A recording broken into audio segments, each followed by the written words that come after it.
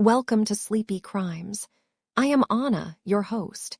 Tonight, we drift into the shadows of the case of Nenomoshia Yates in a chapter titled The Quiet of the Clearing. Imagine, if you will, the deep and heavy stillness of a winter night in late December of 1995. The air is not merely cold. It is a physical weight, a crystalline presence that settles over the landscape of New Jersey like a heavy shroud. In these quiet hours, the world seems to pull inward, away from the biting wind that sweeps across the marshlands from the shore, away from the vibrant, neon pulse of the Atlantic City boardwalk.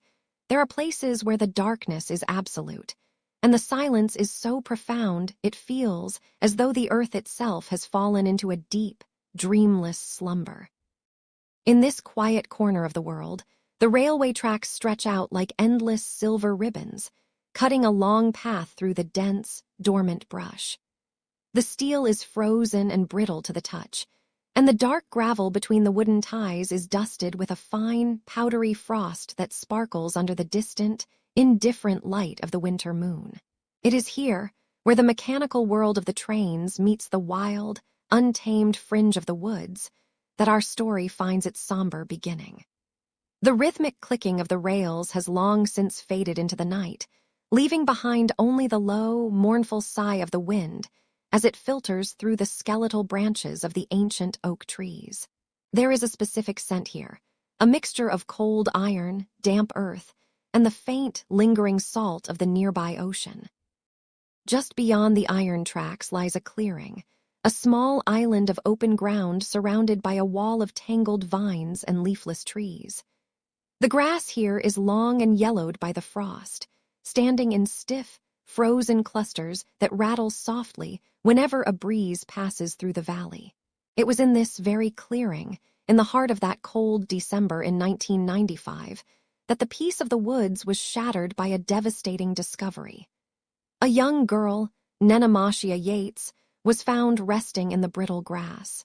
She was only 12 years old, a quiet sixth grader who had been snatched away from a world of simple errands and evening shadows.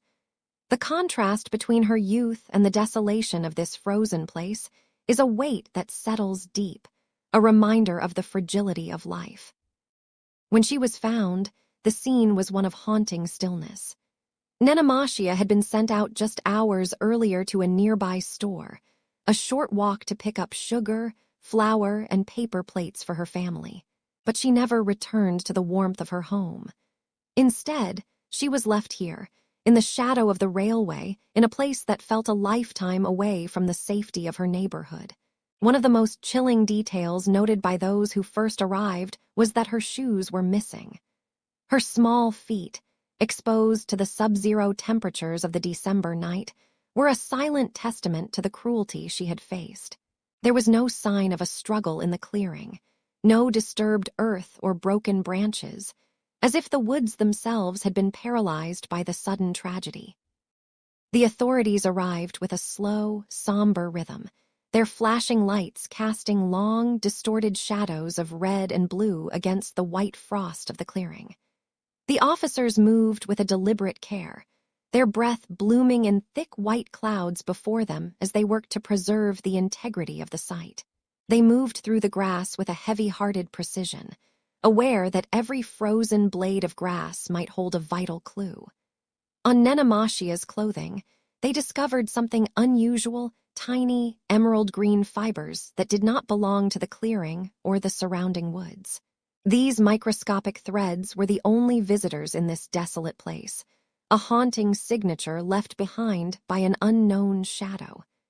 The investigation was conducted in a hushed tone, the only sound the occasional crackle of a radio or the crunch of a boot on ice. As the sun began to rise over the railway, casting a pale, gray light across the clearing, the weight of the moment became almost unbearable.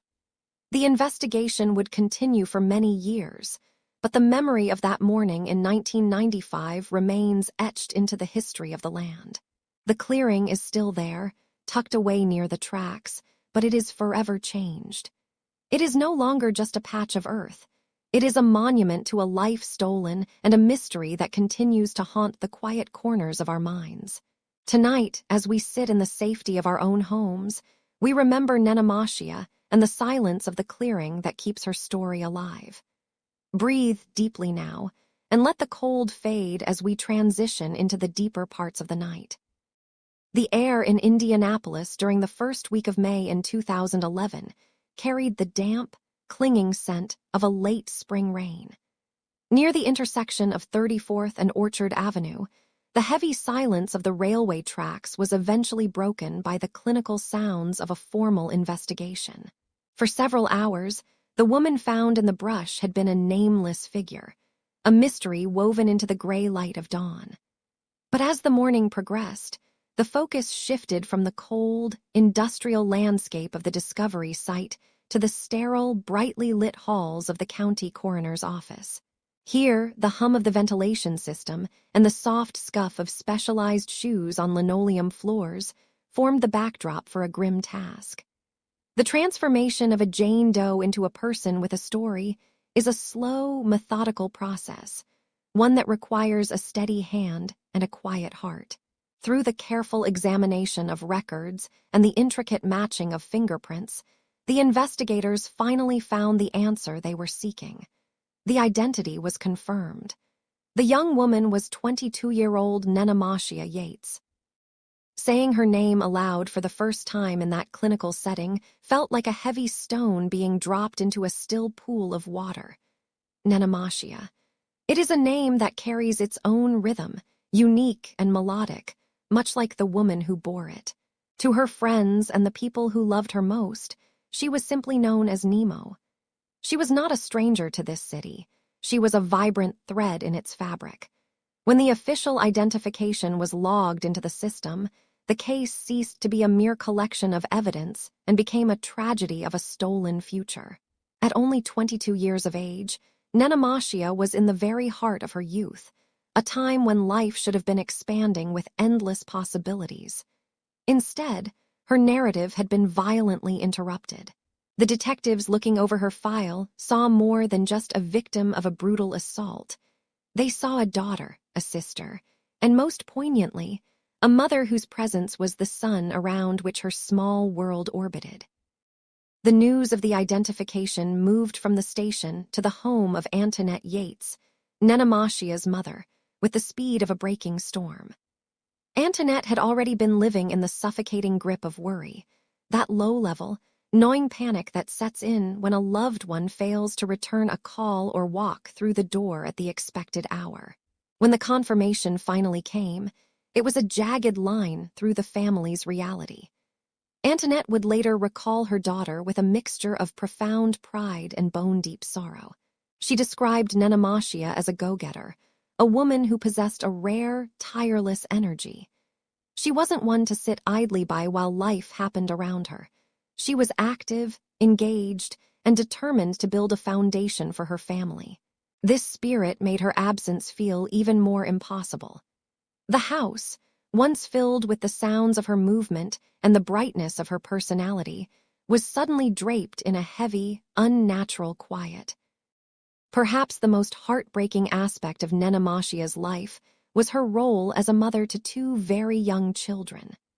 At the time of her death, her babies were just starting to navigate the world, their lives defined by the comfort of her voice and the safety of her embrace. Imagine the scene in the Yates household in the days following the discovery. The toys scattered on the floor, the colorful clothes waiting to be folded, and the two small faces looking up, waiting for a mother who would never return. Antoinette found herself in the position of a guardian of both her daughter's memory and her grandchildren's innocence. The grief was not just a personal weight for the mother, it was a communal loss. Friends remembered Nemo as someone who was always laughing, someone whose smile could cut through the gloom of the most difficult days. She was a woman who worked hard and loved harder, a person whose life was defined by the effort she put into being a good parent and a reliable friend. In the neighborhood around 34th and Orchard, the atmosphere shifted as the community learned the name of the girl from the tracks. It wasn't just a headline anymore, it was Nemo. People gathered in small groups, whispering about her kindness and the unfairness of her fate. The railway line, once a place of simple transit, became a somber reminder of a life cut short in its prime. The grief of her sisters and cousins was palpable, a raw and aching wound that refused to close. They spoke of her as a beacon, a young woman who was striving for more, who wanted to prove that she could overcome any obstacle. Her mother, Antoinette, became the voice of the family's pain, calling for justice while struggling to navigate a world that no longer contained her child. The sensory details of their mourning, the flickering candles at a makeshift memorial, the scent of lilies, and the soft, rhythmic sound of weeping, painted a portrait of a family shattered by a senseless act of violence. As the sun began to set over Indianapolis, casting long, purple shadows across the city, the investigation into Nenomoshia's death took on a new, more personal urgency. The name Nenomoshia Yates was now etched into the minds of every officer involved. They weren't just searching for a perpetrator. They were searching for the person who had silenced a voice that had so much more to say. The go-getter, the mother of two, the beloved daughter known as Nemo was gone, but her name remained. It stood as a promise of a life that mattered, a life that deserved to be remembered and honored. In the quiet of the night, as the city slept, the echoes of her laughter seemed to linger in the memories of those she left behind. A soft and persistent reminder that even in the shadows, a name can never truly be lost.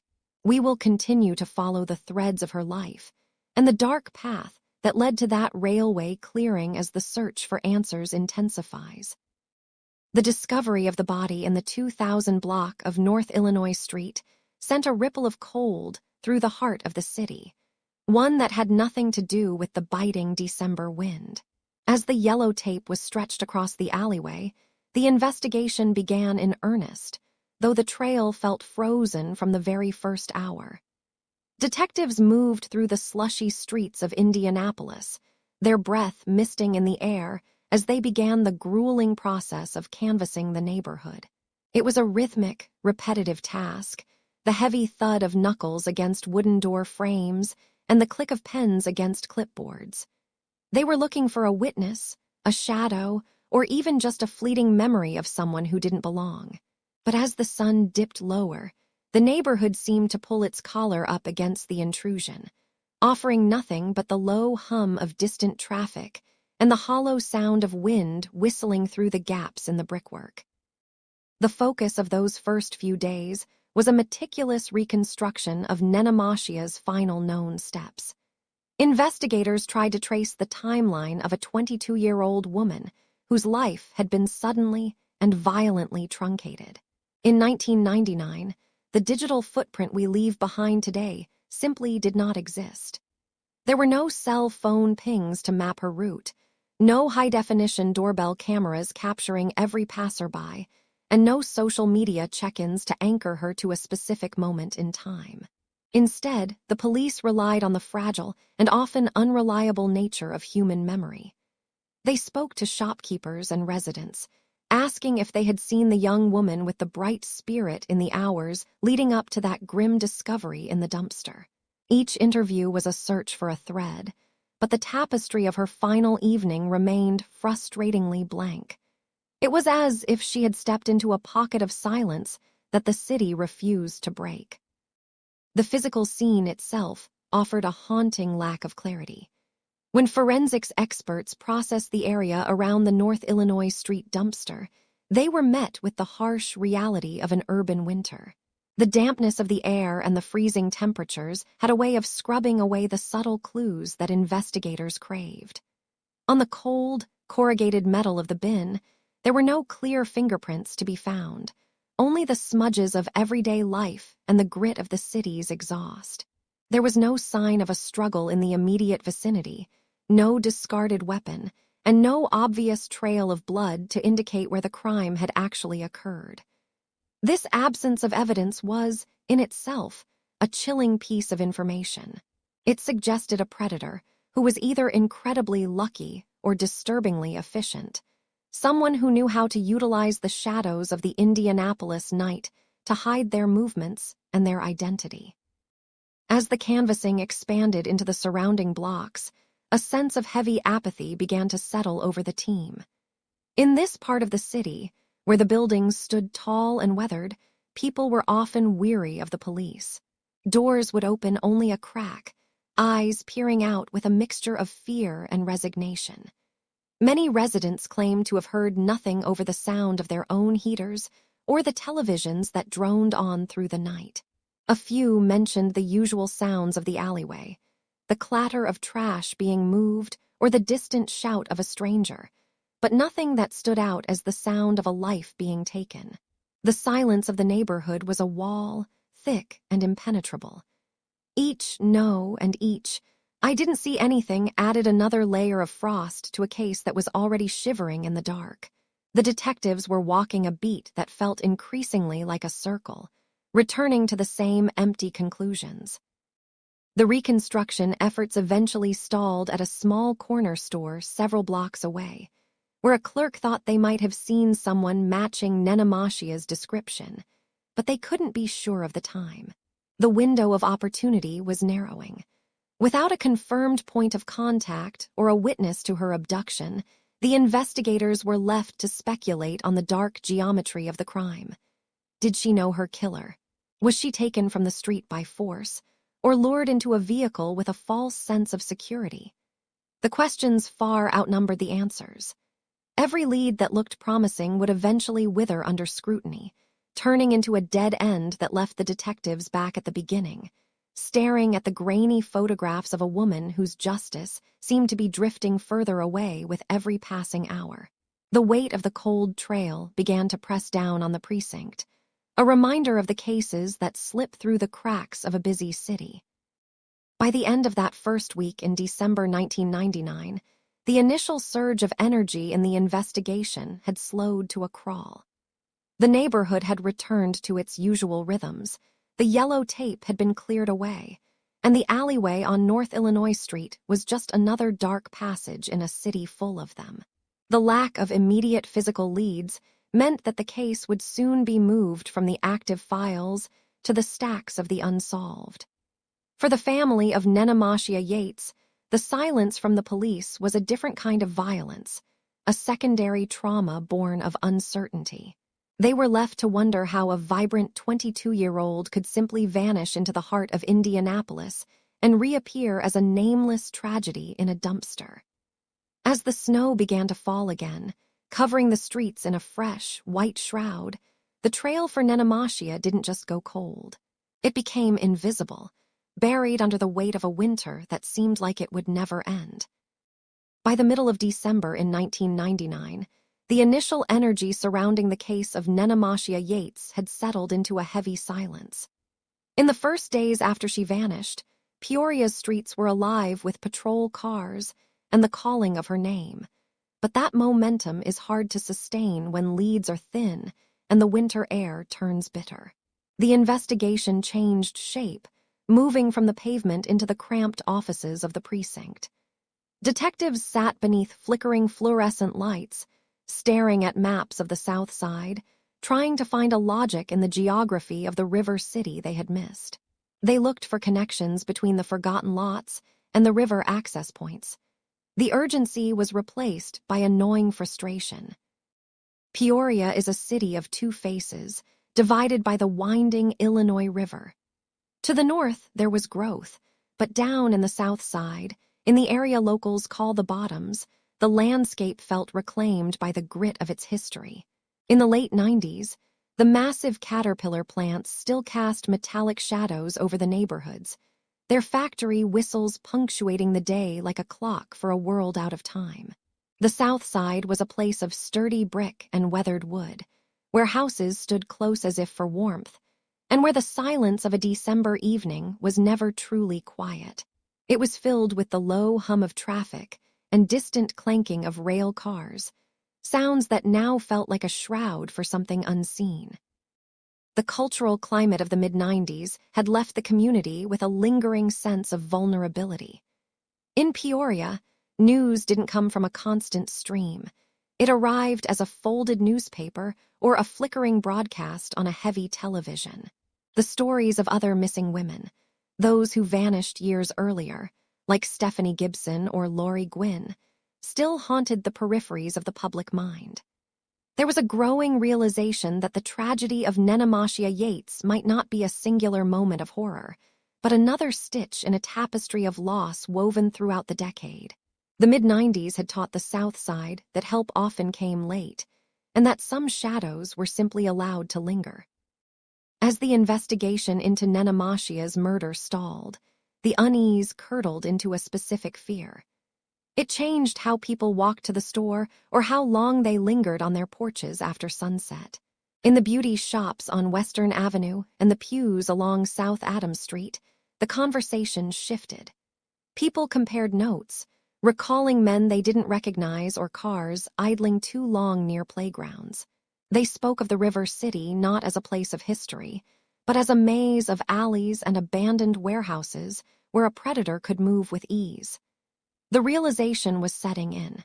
There was a logic to the darkness, a pattern emerging from the river valley, and it suggested someone was watching the rhythms of their lives. The sensory details of that winter remained etched in the minds of those who lived there. The smell of coal smoke and river silt. The way ice formed in jagged teeth along the edges of the Illinois River. Inside the homes of the South Side, parents reinforced the boundaries of safety. Deadbolts were oiled and windows checked twice before bed. The analog world of 1999 meant the fear was intimate. You couldn't turn off a notification to escape it. It was in the wind that rattled the window panes and the way streetlights struggled to pierce the thick fog. The community was realizing they were being hunted in their own backyard, and the slow crawl of the official investigation made the night feel more predatory. By the shortest day of the year, Nenomoshia's name had become a prayer and a warning. The retreat of police energy left a vacuum that residents had to fill with their own quiet vigilance. They looked at the river, flowing dark and indifferent past the downtown skyline, and saw a boundary between the life they knew and the shadows that had taken up residence in their streets. The 90s were ending, but the decade was not going out with a celebration. It was ending with a bated breath and a sidelong glance. The shadows in the River City were growing longer, stretching from the riverbanks to the very doorsteps of the South Side, and the worst realization of all was the heavy feeling that the predator was still out there, somewhere in the biting cold, waiting for the light to fail completely and for the city to look away. The precinct at night had a particular sound, a low hum of fluorescent lights and the rhythmic clicking of a radiator that never quite managed to push back the Milwaukee winter. Inside the homicide division, the air was thick with the scent of stale coffee and the heavy, metallic tang of old filing cabinets. Detectives moved like ghosts through the shadows of their own desks, their faces etched with the fatigue of a city that seemed to be fracturing. It was in this quiet, dimly lit space that the files began to migrate. They were no longer scattered across different desks or buried in separate drawers. Instead, 3 folders were placed side by side on a scarred wooden table.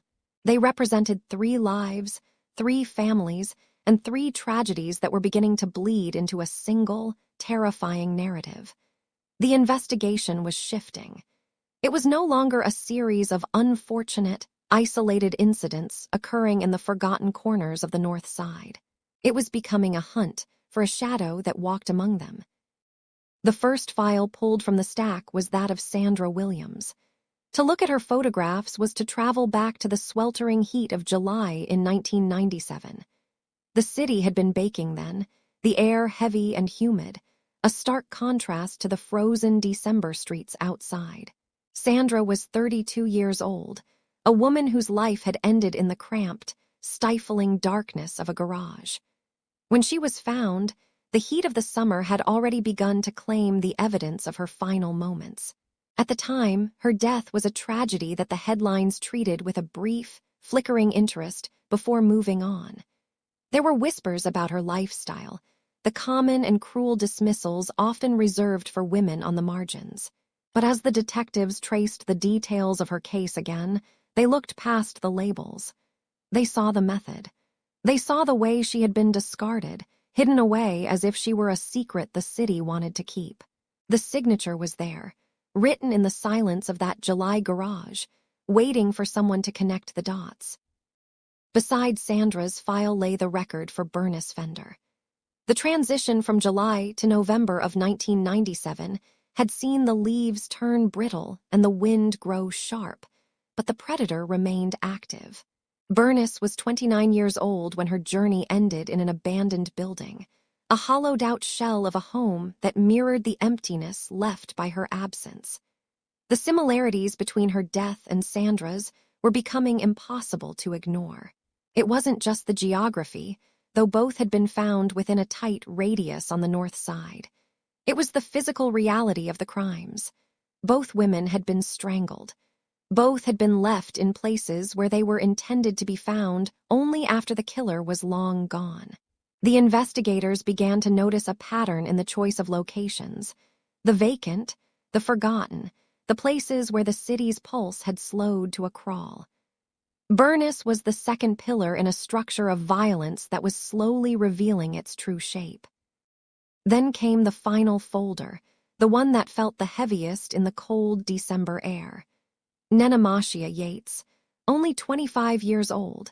Her death on the shortest day of the year was the catalyst that forced the realization home. As the detectives laid her crime scene photos next to those of Sandra and Bernice, the room seemed to grow even colder. The triangle was complete. 3 women, all African American, all found within a few miles of one another, all taken by the same brutal method of manual strangulation. The investigators stood over the table, the blue light of the monitors reflecting in their eyes as they looked at the map of Milwaukee.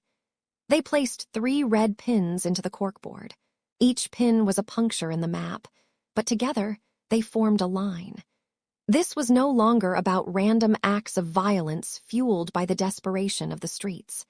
This was the work of a serial predator, a man who moved through the North Side with a terrifying familiarity.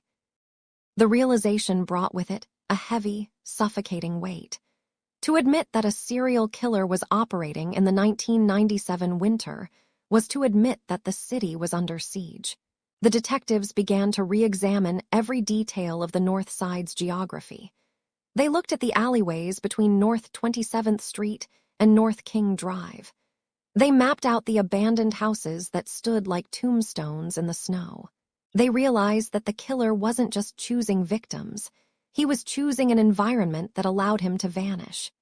He knew which doors were left unlocked, which garages were ignored by neighbors, and which streets were darkest after midnight. The connection of 3 had changed the energy of the precinct from one of reactive exhaustion to one of focused, quiet dread. They were no longer just solving murders. They were trying to predict where the shadow would fall next, knowing that with every day that passed, the predator was watching, waiting, and perhaps even walking right past them in the winter wind.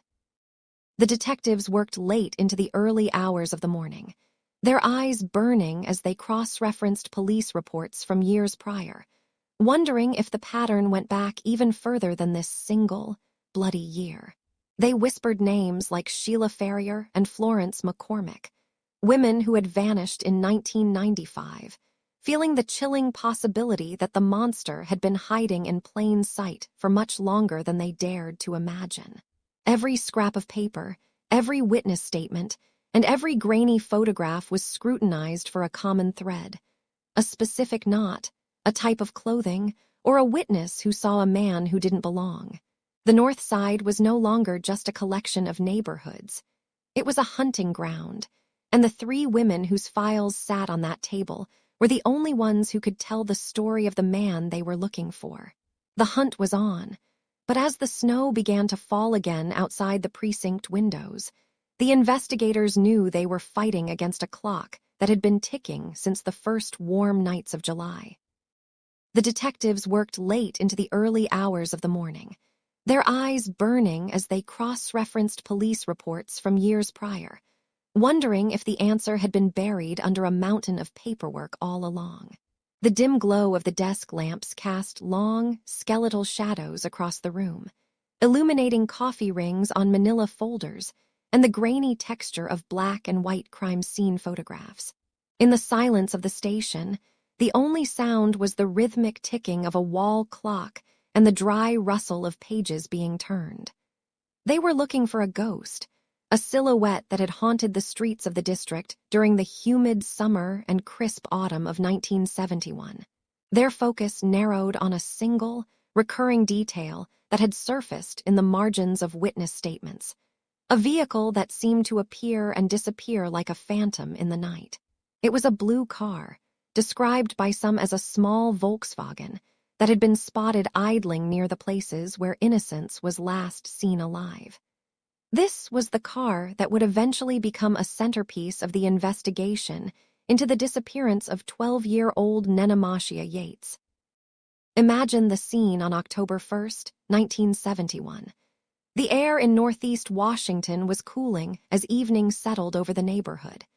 Nenomoshia, a girl known for her bright spirit and helpful nature, had been sent on a mundane errand to the Safeway grocery store just a short distance from her home.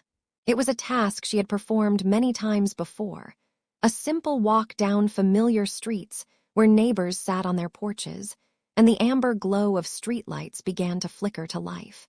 She reached the store, purchased the items her family needed, and stepped back out into the twilight with her groceries in hand.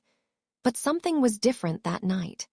Somewhere between the automatic doors of the Safeway and the safety of her front door, the mundane became the macabre.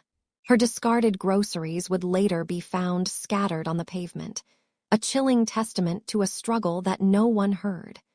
In the wake of her disappearance, a neighbor came forward with a piece of information that would haunt the detectives for decades.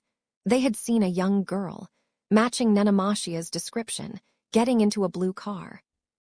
The witness described the vehicle as a blue Volkswagen, a common enough car for the era. Yet in the context of the freeway phantom, it took on a sinister significance. The driver was a man whose face remained obscured by the shadows of the interior, a figure who seemed to possess a terrifying ability to blend into the everyday fabric of the city. As the detectives scrutinized this report, they began to look back at the earlier cases. They remembered the first victim, 13-year-old Carol Spinks, who had also gone to a store and never returned. In her case, there had been whispers of a green car, perhaps a Vega, idling nearby. Then there was the report from the disappearance of 16-year-old Darlenia Johnson, where a witness mentioned an older black sedan. The colors and models shifted in the memories of those who caught fleeting glimpses, but the pattern remained the same. A man in a car, waiting, watching, and selecting those who were most vulnerable. The blue car seen on the night Nenomoshia vanished became a focal point because the sighting was so close to the time of her abduction, occurring just hours before her body was found in Prince George's County. The analysis of these witness reports required a delicate touch. Memories are fragile things, especially when forged in the heat of a crisis or the darkness of a poorly lit street. The detectives sat in their quiet office, trying to reconcile the descriptions. Was it possible that the killer changed vehicles, or were the witnesses simply seeing different shades under different lighting? A dark green car under a sodium vapor lamp can easily look blue. A black sedan can appear navy in the moonlight. They pored over the mechanics of light and shadow, wondering if the man in the blue car was the same man who had been seen frequenting the bus stops and grocery stores where the other girls had been last observed. There was a sense that this predator was not a stranger to these streets, but someone who knew the rhythms of the neighborhood. He knew when the stores were busiest and when the side streets were empty. He was a frequent presence, a man who belonged to the scenery until the moment he didn't. As the investigation deepened, the profile of the man in the blue car began to take a more menacing shape. He was described as a black male, often seen wearing a casual cap, someone who didn't draw immediate suspicion. This was perhaps his most dangerous trait, his ordinariness. In several of the cases, it appeared the victims might have even approached the car willingly, perhaps thinking the driver was a neighbor or someone in need of directions.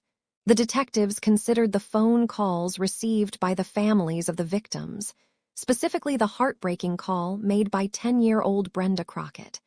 She had mentioned being picked up by a man and being in a house, her voice thick with fear. Though she didn't mention a car color, the investigators couldn't help but connect the dots back to that blue vehicle. It was as if the car itself was a mobile cage, a silent accomplice that allowed the phantom to traverse the freeways and dump sites with impunity, leaving behind nothing but green synthetic fibers and a trail of broken hearts. The blue car became a symbol of the authorities' frustration. Every lead they followed regarding the Volkswagen seemed to evaporate. They checked registrations, spoke to local mechanics, and monitored the parking lots of grocery stores, but the man behind the wheel remained elusive. He was always one step ahead, fading into the traffic of the busy district freeways like a drop of ink in a dark ocean. The detectives felt the weight of the community's fear pressing against them. Parents were keeping their children indoors, and the once vibrant streets of Southeast and Northeast were now quiet and watchful. Every time a blue car turned a corner or slowed down near a playground, a collective shiver ran through the neighborhood. The man in the blue car wasn't just a suspect. He was the personification of the danger that lurked in the ordinary moments of life. The files on the desk remained open, the detectives' eyes still burning, as they realized that the blue car might be the only key to unlocking the identity of the freeway phantom, if only they could find where it was hidden. The night wore on, and the city outside the station began to wake. The first hints of dawn touched the horizon, but inside the room, the atmosphere remained heavy with the past. They looked at Nenomoshia's photo one last time before closing the folder. She looked so full of life, a girl who had only wanted to help her family with the groceries. The blue car, the man in the cap, the green fibers, all of it felt like pieces of a puzzle that refused to fit together. They knew that somewhere out there, the blue car had been parked in a garage, sold to an unsuspecting buyer, or abandoned in a junkyard, carrying with it the secrets of those terrible months. As the detectives finally stood up to stretch their aching limbs, the mystery of the man in the blue car remained, a chilling ghost story whispered in the dark corners of the capital, a reminder that some shadows never truly disappear, no matter how much light we try to shine upon them. The dawn light was weak and pale, filtering through the dust-moted windows of the precinct, but it was just enough to illuminate the name that would change the entire trajectory of the investigation. Joseph Miller. It was a name that sat at the very top of a thick manila folder, typed in the harsh, unforgiving font of an old electric typewriter. For hours, the investigators had been digging through the backlog of recent arrivals to the city, looking for a shadow that didn't belong in the quiet rhythm of Peoria. When they finally pulled his file, the air in the small, cramped room seemed to grow heavy, as if the paper itself carried the physical weight of a dozen tragedies. This was not a man who had simply drifted into town by chance. He was a man who had been sent there by a legal system that believed, perhaps too optimistically, that he was no longer a threat to the world. As the folder was pulled from the stack, the photograph of a middle-aged man with a receding hairline and a startlingly unremarkable face stared back at them. He looked like anyone, a neighbor you might wave to, a shopkeeper who counts your change, or a stranger sitting quietly on a park bench. But the records stapled behind that photo told a far more predatory story. The dark history of Joseph Miller began many years earlier, in 1977, within the sprawling and rain-slicked streets of Chicago. Back then, Miller was a younger man, but the pattern of his violence was already chillingly and fully formed. He had been arrested for the brutal murders of two women, Martha Ryan and Ann Maxam. The details of those crimes, preserved in yellowed reports, were enough to turn the stomach of even the most seasoned officer in the room. They were women who had been taken from the fragile margins of society, lured into a vehicle under the guise of a ride or a simple conversation, and then subjected to a terror that lasted until their final breaths. Miller had been caught back then, the evidence against him mounting until a plea deal was eventually struck to avoid a lengthier trial. He was sentenced to 30 years in the state penitentiary, a term that should have seen him locked away until the turn of the new century. But the clock of the justice system often runs on a different timeline than the grief of a community. In the quiet, gray halls of the prison, Miller had been a model inmate, a man who learned exactly how to navigate the rules while his inner darkness waited patiently for the light of day. In April of 1993, the iron gates finally swung open for him. After serving exactly 15 years of his original sentence, precisely half of what the judge had once handed down, Joseph Miller was granted his freedom. He walked out of the prison with a small bag of belongings and a destination that the parole board had formally approved: Peoria, Illinois. It was a city nearly 3 hours to the southwest, a place where his name carried no weight and his face was entirely unknown to the local authorities. He was meant to be a success story of rehabilitation, a man who had supposedly paid his debt and was ready to fade into the background of a mid-sized river town. He was assigned to live at a nursing home on the south side of the city, a facility that primarily housed the elderly and the infirm. It was a strange and unsettling placement for a man with his specific history, but it provided him with a steady job as a handyman and a small room of his own. In the eyes of the state, he was being supervised. In reality, he was a wolf who had been given a set of keys to the sheepfold. The summer of 1993 was a long, oppressive stretch of heat and thick humidity that clung to the Illinois River Valley like a damp shroud. During those sweltering months, Miller was seen more and more frequently outside the walls of the nursing home. He was a man made of shadows, moving through the rusted industrial districts and the quiet residential streets with a quiet purpose that no one quite understood yet. He was often seen behind the wheel of a maroon-colored car, a vehicle that seemed to blend perfectly into the deepening twilight of the city. Neighbors at the home remembered him as a quiet man, perhaps even helpful in a distant sort of way. But there was a coldness in his eyes that made them instinctively keep their distance. He spent his nights driving, his headlights cutting through the low fog that rose off the river water, watching the women who walked the streets. He was mapping the city in his mind, learning the gaps in the police patrols, and finding the lonely places where the streetlights had flickered out and had never been replaced. He was a predator, reacquainting himself with the hunt. The movements of Joseph Miller soon began to align with the dates and times of the local disappearances with a terrifying and mathematical precision. In late August, an 88-year-old woman named Bernice Fagot had vanished from her home, and investigators now realized with a sinking feeling that Miller had been working for her as a trusted landscaper. Her car, a silver Oldsmobile, had been found abandoned just blocks from where Miller laid his head at night. And as September arrived, the bodies of Marcia Logg, Helen Dorrance, and Sandra C. Sesnegi were discovered in the rural drainage ditches on the outskirts of the county. Each discovery was a haunting mirror of his crimes from 1977, the same cruelty, the same signature of violence, and the same total lack of mercy. The investigators in the room looked at the timeline, the red ink on their map forming a tight circle around the nursing home. The shadow they had been hunting finally had a name, and he was currently somewhere out there in the morning mist, perhaps already looking for his next opportunity to strike. The hunt had shifted from a search for a ghost to a desperate race against a man who had already proven that he would never stop until he was forced to. The search of the property began in the stillness of a gray morning, the kind of day where the air feels heavy and the world seems to hold its breath. As investigators crossed the threshold into the private spaces of the suspect, They were not merely looking for weapons or confessions.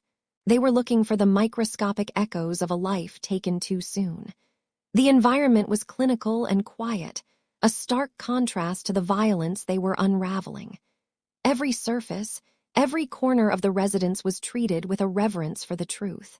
They moved with a slow, rhythmic precision, their gloved hands hovering over the mundane objects of a man's life. A discarded jacket, a pile of mail, the worn fibers of a living room carpet. In this quiet theater of forensics, the goal was to find the invisible threads that bound the suspect to the dark events of 1971. There is a specific kind of silence that accompanies a high-stakes search, a heavy focus where the only sound is the soft rustle of evidence bags and the measured breathing of men and women determined to speak for those who no longer can. Outside, in the shadowed confines of the garage, the focus shifted to the vehicle. A car is often a sanctuary for a traveler, but for a predator, it is a mobile chamber of secrets. The technicians approached the car as if it were a temple of evidence. They began the arduous process of vacuuming every square inch of the interior, using specialized filters to trap the smallest of particles. They worked under the harsh, artificial glow of forensic lights, which revealed a world hidden to the naked eye. Dust motes danced in the beams, but the investigators were interested in the treasures buried beneath the fabric of the seats and within the crevices of the floorboards. They used adhesive tape lifts, pressing them firmly against the upholstery and pulling them away with a sharp, rhythmic sound that echoed in the enclosed space. Each slide was a potential map, a collection of hairs, skin cells, and synthetic threads that had been shed during moments of unthinkable terror. They knew that somewhere in this tangle of debris lay the definitive proof that would connect this metal machine to the abduction of young Nenomoshia Yates. Among the thousands of fragments collected, a singular discovery began to emerge under the magnifying lenses of the laboratory. It was a collection of green synthetic fibers. These were not ordinary threads. They possessed a specific chemical signature and a unique shape that acted as a forensic fingerprint. In the 1970s, the science of fiber analysis was becoming a powerful tool, a way to link a suspect to a victim through the simple, unavoidable transfer of materials. These green fibers were an exact match to the ones found on the clothing of 12-year-old Nenomoshia on that tragic night in October.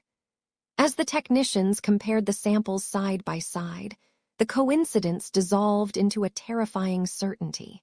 The fibers from the suspect's property and his vehicle were identical to the microscopic witnesses found on the girl's body. It was a physical bridge across time, connecting the mundane interior of a man's daily life to the cold, lonely stretch of Pennsylvania Avenue where a child had been discarded. The discovery was a breakthrough that felt like a heavy weight settling into place, the first true crack in the armor of a killer who had remained a shadow for far too long. But the fibers were only the beginning. The search continued into the realm of biological evidence, a field that was rapidly advancing. In the quiet corners of the suspect's home, investigators recovered several strands of hair that did not belong to him. These hairs, when analyzed with the technology of the era and later, preserved for the more sophisticated testing of the future, told a story of proximity. They were silent, biological markers that suggested the presence of the victims in places where they should never have been. The process of documenting these finds was painstakingly slow. Each hair was placed into a separate glassine envelope, labeled with the exact coordinates of its discovery. The investigators felt the gravity of their work. They were handling the last physical remains of a struggle, the final traces of a life that had been extinguished. The biological evidence provided a DNA profile that would eventually act as an unbreakable chain. Even as the years stretched into decades, these samples remained in the evidence lockers, waiting for the science to catch up to the crime. They represented the persistence of justice, a refusal to let the details fade into the periphery of history. The meticulous nature of this search cannot be overstated. It was not a matter of hours, but of days and weeks spent under the heavy veil of concentration. They examined the suspect's laundry, searching for traces of blood that had been washed away, using chemical sprays that made old stains glow with a haunting blue light. They looked for the specific type of tape used to bind the victims, and they found a roll in the workshop that matched the width and texture of the pieces recovered from the scenes. Every item was a puzzle piece. The physical evidence began to build a narrative that the suspect could no longer deny. It wasn't just about one victim, but about the patterns that emerged when you looked at the evidence in its entirety. The green fibers, the stray hairs, the match of the binding materials, all of it pointed toward a single individual who had moved through the city with a sense of invisibility. But science had made him visible. The tiny, microscopic details were screaming the truth, creating a chorus of evidence that spoke of his movements, his habits, and his ultimate guilt. The net was no longer just a metaphor. It was a physical reality, constructed of threads and DNA. As the sun began to set on the final day of the search, the investigators packed away their kits. The property, once a site of routine and normalcy, was now a hollowed-out shell of information. They had taken what they needed to build a case that would stand the test of time.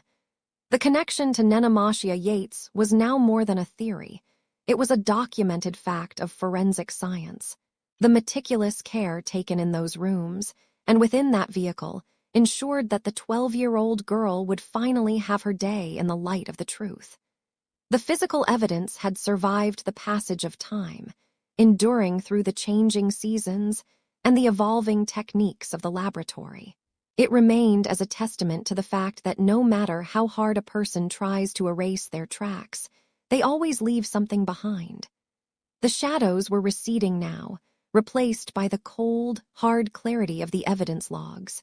The investigation was moving forward, fueled by the tiny green fibers that had once been invisible, but now stood as the centerpiece of a hunt that was finally nearing its end.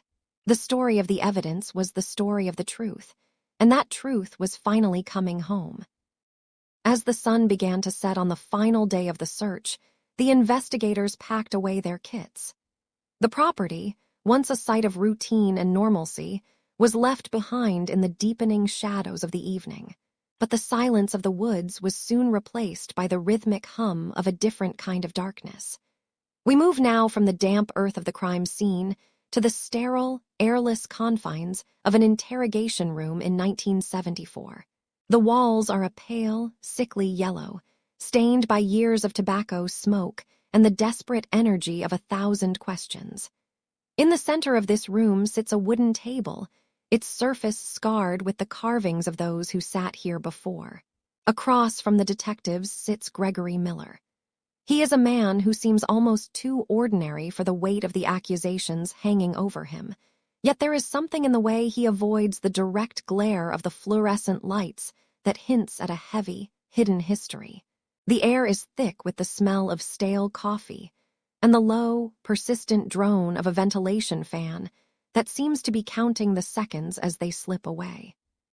The detectives began their work not with a roar, but with a whisper. They understood the psychology of a man like Miller, a member of the notorious Green Vega gang. They didn't start with the horrors of October 1971.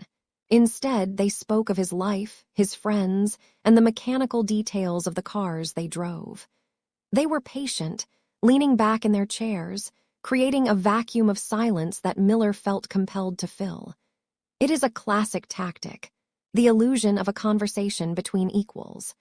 They offered him a cigarette, the flare of the match illuminating the hollows of his cheeks for a brief moment.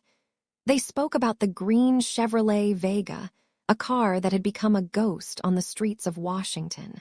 They asked him about the engine, the color of the paint, and the way the interior smelled of vinyl and old dust.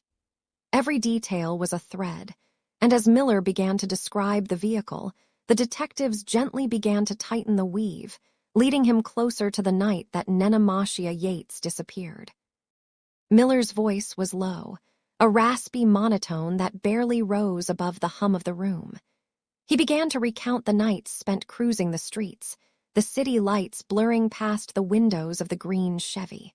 He spoke of his companions and the shared, dark impulses that bound them together. The detectives watched his hands, the way his fingers drummed a frantic, silent rhythm on the table when they mentioned the name Nenomoshia. She was only 12 years old, a child who had stepped out into the autumn air to run a simple errand for her family. Miller described the scene with a chilling lack of emotion, as if he were recounting a movie he had seen a long time ago. He mentioned the grocery store on Bennying Road, the glow of the storefront windows, and the small bag the girl carried. In that bag were the mundane ingredients of a quiet evening: sugar, flour, and paper plates. To hear these domestic details spoken in the same breath as a confession of abduction creates a friction that is hard to shake. It is the intrusion of the unthinkable into the everyday. The psychological pressure in the room shifted. The lead detective leaned forward, his voice dropping an octave, becoming intimate, almost conspiratorial. He asked Miller why. Why that night? Why that little girl? Miller's response was a window into a void. He didn't speak of anger or a specific motive. Instead, he spoke of a predatory curiosity, a desire to exert total control over another human being. He described the moment they pulled the car alongside her, the way the green paint shimmered under the street lamps. He talked about the thrill of the hunt, using words that stripped the victim of her humanity, turning a 12-year-old child into a mere target. The detectives didn't flinch. They remained anchors of stillness, absorbing his words like sponges, encouraging the flow of his dark narrative.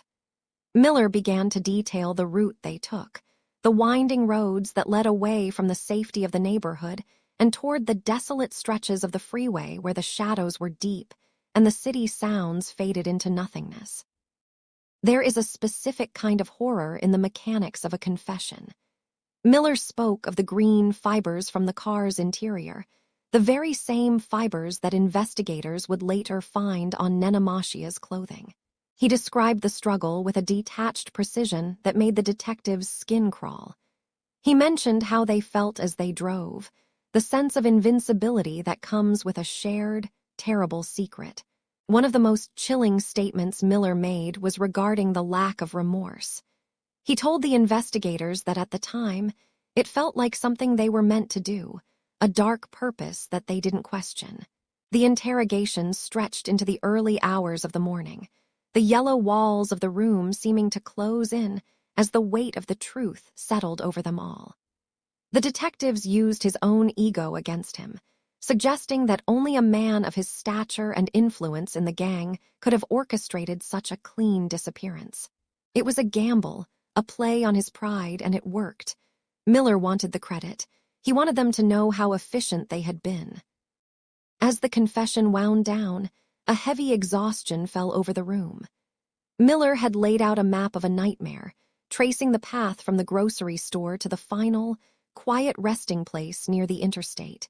He spoke of the silence of the night and the way the lights of the passing cars on the freeway looked like distant, uncaring stars. For the detectives, the confession was a victory, yet it was a hollow one. The words were there, recorded on tape and scrawled on legal pads, but the why remained as elusive as ever. Miller's statements were a puzzle of truth mixed with the boastful exaggerations of a predator. Even as he admitted to the horrors, there was a sense that he was holding something back, a final piece of the darkness that he kept for himself. The interrogation ended not with a bang, but with the soft click of the tape recorder reaching its limit. Miller was led away, back to his cell, leaving the detectives alone in the yellow room with the ghost of a 12-year-old girl and the chilling echoes of a man who saw her only as a shadow in the night. The courtroom in the spring of 1996 was a space where time seemed to slow to a crawl, thick with the scent of old wood and the heavy air of anticipation. For the family of Nenomoshia Yates, every second spent on those hard benches was a marathon of grief, a forced stillness while the legal system began its clinical dissection of a tragedy. Joseph Miller sat at the defense table, a man whose history was a ledger of violence that had been allowed to restart in 1993.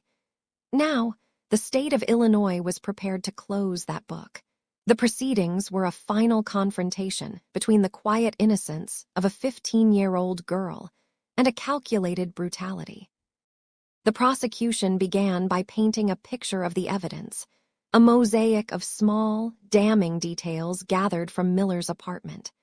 They spoke of the forensic experts who would soon take the stand, professionals who had spent months looking through microscopes to find the truth. In 1996, the science of DNA was still a marvel to many, a modern miracle of justice that could speak when the victims could no longer find their voices. The jurors, 12 citizens of Peoria, watched with focused intensity as the story of August 1995 was reconstructed. They heard of the grocery store where their paths first crossed and the long, terrifying journey that followed, eventually leading to a lonely drainage ditch. When the forensic experts testified, the atmosphere shifted from emotional to clinical, which was in many ways more haunting. They described the texture of the fibers found in Miller's home, matching them to the clothing Nenomoshia had worn on that final night. There was a particular focus on a mattress and a bedroom wall, surfaces that had tried to hide the secrets of what had occurred within those four walls. The experts spoke of reddish-brown stains and biological maps left behind during the struggle. They explained how the genetic markers found in those stains pointed with mathematical certainty to Joseph Miller. It was a cold, hard reality that left no room for the excuses the defense would weave. Joseph Miller's presence in the courtroom was a study in unsettling stillness. He occasionally leaned toward his attorneys, but for the most part, he remained a ghost at his own trial. His defense team spoke of a troubled childhood and a psyche that could not process its own actions. They wanted the jury to see a man who was a victim of his own biology.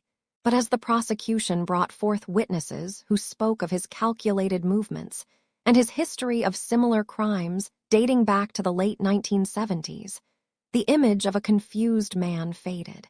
In its place stood a predator who had been granted a second chance in 1993 and used it to hunt. The closing arguments were delivered with a gravity that made the floorboards seem to vibrate. The prosecutor held up a photograph of Nenomoshia, her smile a stark contrast to the sterile environment of the court. He reminded the jury that justice was about acknowledging the worth of the life that had been stolen.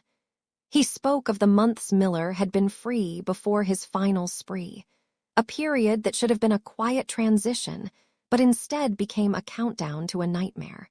The defense made one last plea for mercy, asking the jury to consider the complexities of the human mind, but the weight of the physical evidence, the blood, the fibers, the DNA, was a mountain that no rhetoric could climb.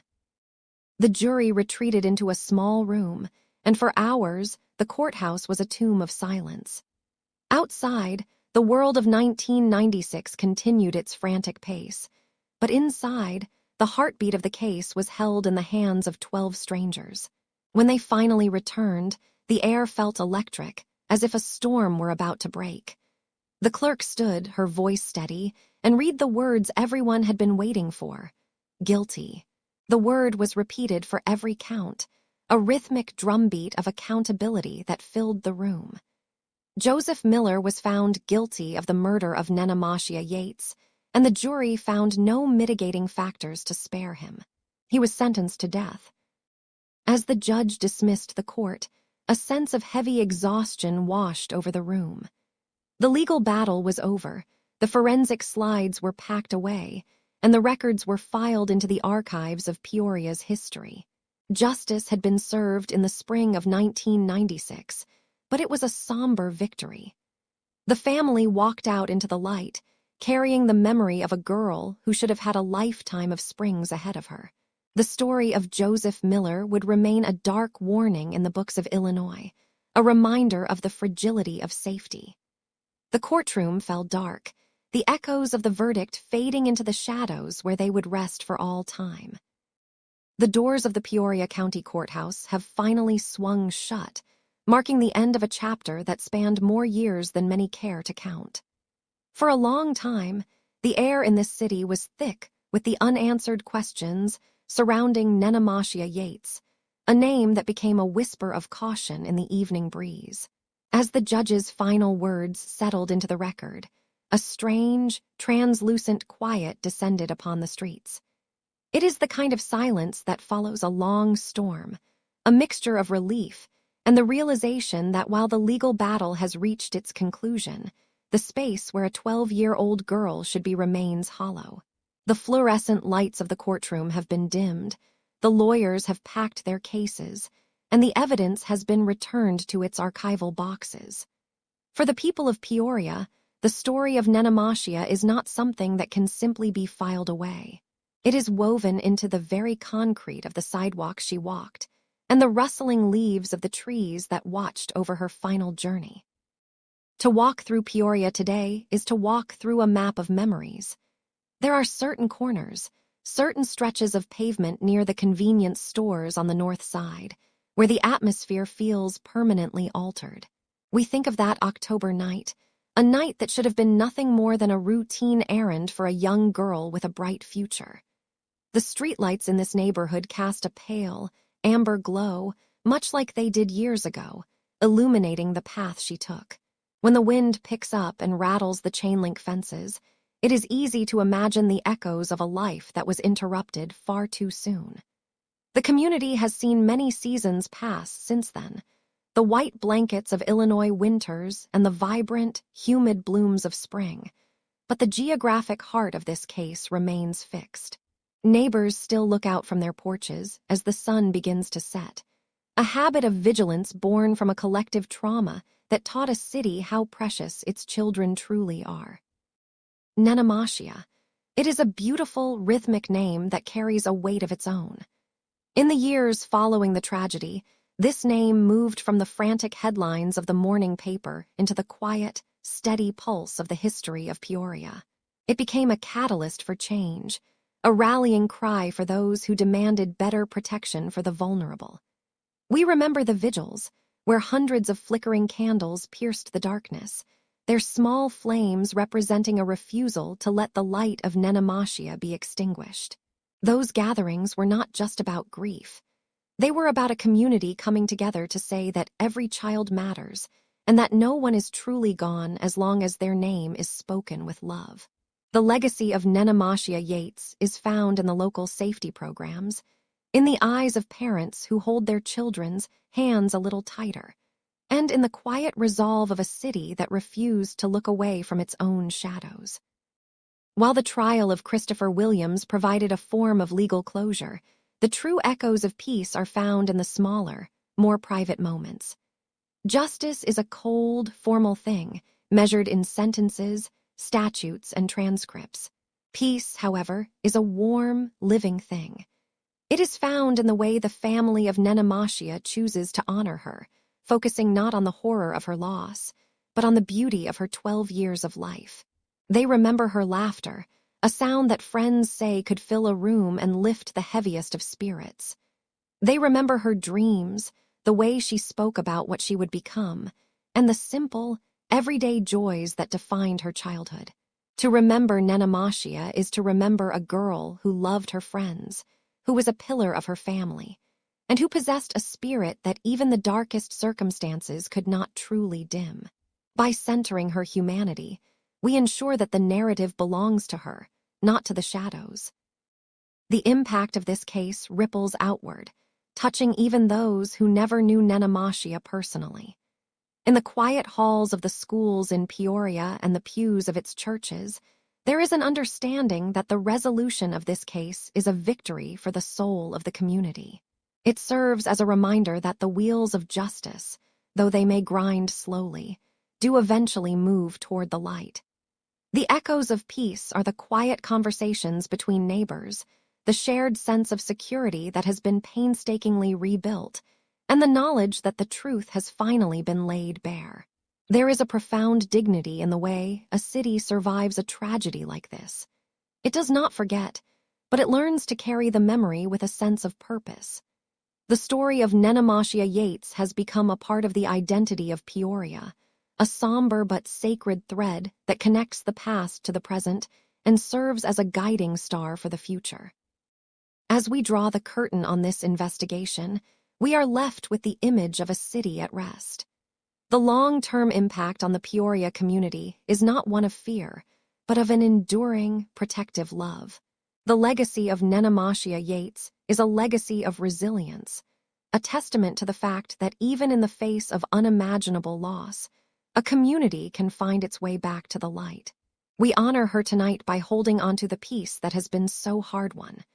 We let the details of the trial, the dates, and the names of the guilty fade into the background, leaving only the memory of a young girl who was, and is, deeply loved. Her story reminds us to cherish the present, to watch over one another, and to never forget the names of those who were taken too soon. The echoes of peace are all around us now, in the stillness of the night and the steady rhythm of our breath. The case rests now. Let the details fade. You are safe. Close your eyes, breathe deeply, and have a good night. Sleep well.